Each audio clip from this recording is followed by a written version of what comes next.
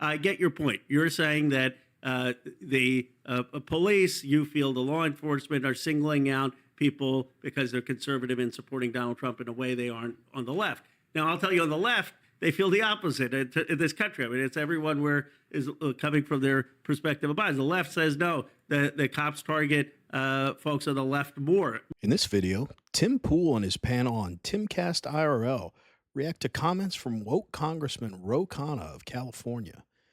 Tim Pool and his guest are stunned when Ro Khanna says that January 6 protesters should stay in jail. With that, let's watch Tim Pool and his crew wreck liberal Congressman Ro Khanna. The photos of the smoke rising up in D.C. all across the city from the chaos and the rioting, seeing no law enforcement action. For me, I'm kind of like, well, what else is new? I've been covering protests for a decade. Then when January 6th happens, to see a nationwide raid that actually resulted in, there was a woman in Alaska who was wrongly identified. They stormed her house. And I'm thinking to myself, they're willing to send the feds to Alaska to raid the wrong woman's home, and they won't even do a simple local investigation into who set fire to St. John's Church. More importantly, who firebombed the guard post of the White House. Yeah. I mean, the White House grounds was on fire. Yeah, there was about 60 Secret Service agents that were injured that night, dozens of police officers, dozens of vehicles, obviously St. John's Church as well. There should be accountability for that. I'm not defending left rioters and protesters, and if they are committing damage to the White House, if they're threatening law enforcement officers, absolutely, they should be going to prison for that. I mean, after a trial. I get your point. You're saying that the police, you feel the law enforcement are singling out people because they're conservative and supporting Donald Trump in a way they aren't on the left. Now, I'll tell you, on the left, they feel the opposite in this country. I mean, it's everyone where is coming from their perspective of bias. The left says no, the cops target folks on the left more. My view is, how do we get to a point in this country where we can agree that we should allow for protests, give people the benefit of the doubt, but when people are engaged in violence, there should be zero tolerance. Honestly, it seems like the Democrat standard right now, just pardoning every single person, even if they were violent, even if they did do crazy things. That's like the Democrat standard that I've noticed the last 4 years. So maybe we just do that. Yeah, I really don't. I don't want to engage in whataboutism, and I share your opinion. But it's really hard to say that, you know, we need to hold the J6 rioters accountable and that we do have to worry about the rule of law when, you know, there have been multiple times, I'm not going to get specific because, again, I don't want to get into whataboutism, but there have been multiple times where it seems like one political opinion is suppressed and another political opinion isn't. So it's really, so I agree with you and I understand your position, but it's really hard to accept that now it matters when there have been multiple times in the past, 5 or so years that hasn't been the standard. The George Floyd riots were some of the worst we've seen in decades. The most destructive in U.S. history. I think it's somewhere in the mid-20s of confirmed deaths from the rioting, and then $30 billion or something like that in damage. There were an additional 10 deaths from ancillary instances. There was the murdering of retired Officer Dorn, I believe. Mm-hmm. That's a good question for Ro Khanna. Whatever happened for justice for those people that were killed during the BLM riots? Where's the justice for people that participated in burning down entire cities? Billions of dollars of damage. And then, to their point, where's the justice for the folks that firebombed a church and a guard post? And for this nut job, Ro Khanna, to sit there and say with a straight face that he actually believes that anyone on his side really thinks that police target liberals, are you insane? You live in California and you work part-time in D.C., you're telling me they go after liberals there? Get the hell out of here, you idiot. You know, a lot of times as government officials, we ascribe the phrase rules for thee, but not for me too. But as I'm being reminded of all this stuff here, the entire Democratic Party, that should be their slogan, rules for thee and not for me. They are always the politicians that are not following the rules that they set in place. But now, when I look at it on a broader scale, they're right. If it's left-wing violence, no consequences. Right-wing violence, extreme punishments, way beyond the scope of anything anyone had seen for a similar crime. This is such a joke. Let's get back to the video. A police department was burned to the ground A federal building was under siege for 30 days. No, it was like over 100 days. talking about Portland? It was Yeah. over 100 days. So that was over 100 days. But they had the Chaz and the Chad where they actually I mean, They took murdered land. 2 people. Yeah. I completely agree with you, and in that I would love to be able to say, you know, we should stop having these kind of like ignoring the law and stuff. But it's really, really tough to be like, well, we're going to be the people that are going to actually start doing that, and we expect the opposing political party to do the same when we don't really see that same kind of the feeling from the left. So Well, and that double standard we see over and over and over again. And I think it's really interesting. We're talking about Enrique Tarrio, who is a Proud Boys leader. The Southern Poverty Law Center brands the Proud Boys as a white supremacist group. Enrique Tarrio, as you guys should know, is black and Hispanic. So, like, again, this kind of thing. And of course, the SPLC monitoring hate, unless it's Antifa, unless it's, Jane's Revenge. So, yes, we should have a blind justice system that treats attacks on police and attacks on federal buildings as serious, no matter which side you're coming from. We should also have a little bit more of an investigation in the pro-abortion vandalism and violence that we saw. Oh, yeah, I mean, it's like there's case after case after case where we can say, and I do say in this book about the weaponization of law enforcement, that there is a clear bias. And I understand, a lot of people on the left feel embattled too. And it's partially because we have these echo chambers where we say, oh, we're the ones who are embattled. We're the ones who are embattled. We're the victims. But if you look at this issue of crime, the left has a lot more sway. You have a lot more prosecutors who've been funded by George Soros and the Open Society Foundations. Around the country, we have more prosecutors. I don't know the facts. There's 72. How many are there?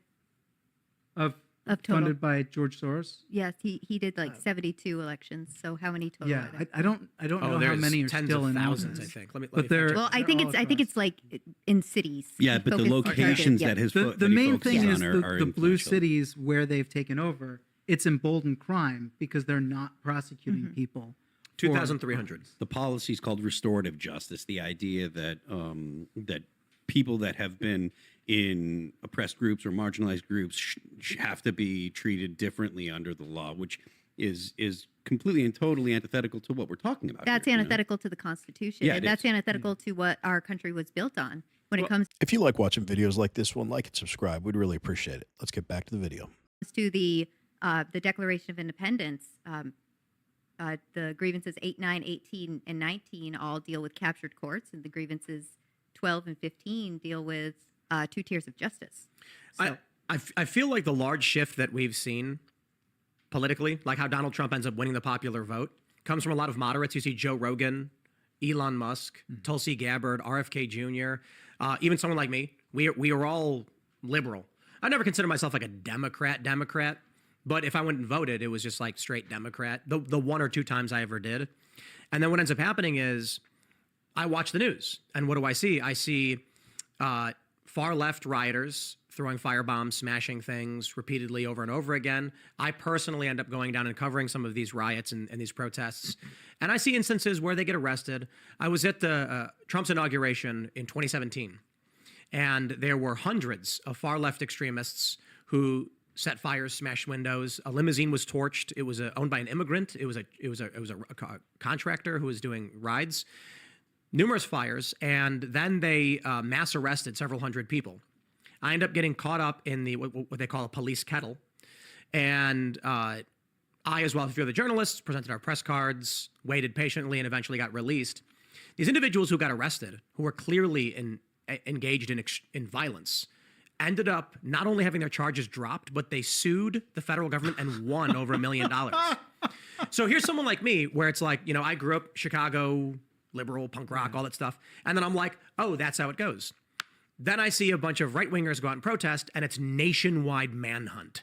And to the point where, while I certainly agree anybody who's violent should go to jail. Like you hit a cop, you go to jail for that, Yep. I met one couple that showed up to the Capitol several hours after everyone had already left, and they were... So I guess they're saying that 72 prosecutors across the country were funded by Soros, and they're like, oh, but there's thousands, but they're saying the locations are larger cities. Let me know if that's how you understood that in the comments. Yeah, I mean, I just happen to be talking about a lot recently. You know, George Soros has come up multiple times in the last few days. The guy is pure evil, and he wants to see the downfall of Western civilization. I truly believe that, not exaggerating. I mean, we're more than halfway done with this video, and all it's been is instance after instance after instance after instance of left-wing violent criminals not being prosecuted for anything. And as they perfectly described it, but January 6th, it was an effing manhunt. I think Tim's about to, I think I know the story Tim's about to tell,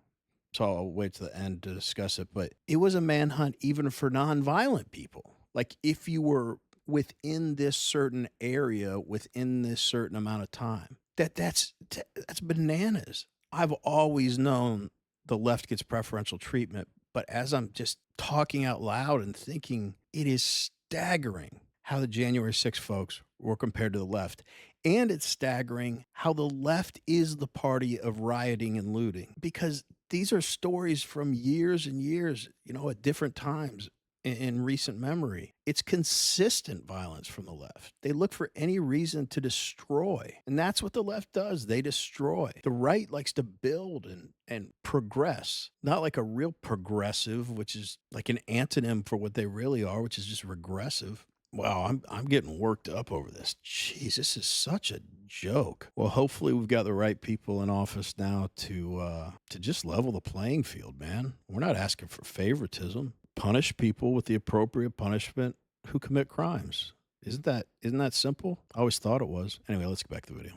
Were just people standing in the lawn. They walked up an open sidewalk, up to a building where the doors were wide open, no broken glass on the other side of the building, and they walked in and looked around and didn't know what was going on, didn't see anything, and then just left. And then I think it was a year later, they got their home raided, and this man and this woman were sentenced to 18 months in prison, and they had no idea why. So when I see something like that, I think that is why you end up with people saying, Trump pardon everybody. We don't trust the system anymore. We've seen too much violence go. I mean, you had those two individuals in New York who were giving out Molotov cocktails.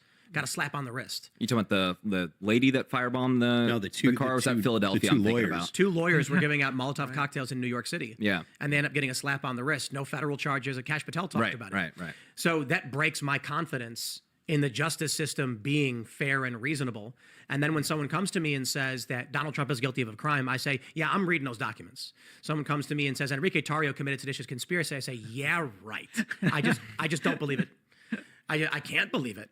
And I think that's the reasonable take. Not that it's wrong, but to start from a place of skepticism and then say, show me the actual evidence, because the word of a jury in a 90% Democrat district is not enough for me to believe someone actually did something wrong, at least right now. Well, and that's So in a very respectful way, this group is sitting there in front of a United States congressman laying out an amazing argument for how lopsided the justice system is in favor of the left. And you know what? It's going in one ear and out the other. He could give two shits, because to him, he can sit there and say, oh, we shouldn't be so divided and whatever the hell he's saying. But all he cares about is what benefits the left. So if you can get a bunch of people on the right prosecuted for small crimes or punished more severely than anyone else who's ever committed that crime, he's all for it, because it'll make the right look bad. And notice he sat there silent for 3/4 of this interview. Why? Because he had no response. Everything they were saying was accurate. But we want to hear from you. What do you all think about this conversation between Tim Pool,